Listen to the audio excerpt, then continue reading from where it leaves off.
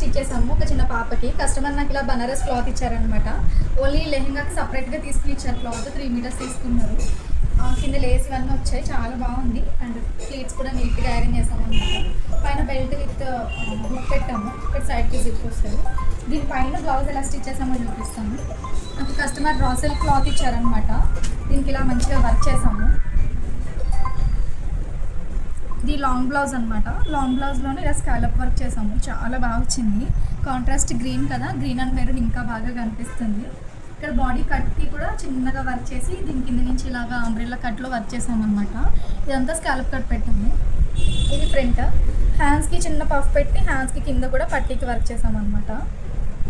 Work అయితే చాలా బాగుంది. అంటే లంగా పైన బాగా సెట్ అయింది. ఇదే లెహంగా క్యాన్ ఉంటే ఇంకా బాగుంటుంది. కస్టమర్ క్యాన్ వద్దన్నారు. బ్యాక్ అనమాట. ఇది బ్యాక్ కూడా ఇలా అంబ్రిల్లా కట్ వచ్చింది. ఇక్కడ హుక్స్ వస్తాయి అన్నమాట. ఇది కట్ చేయాలి.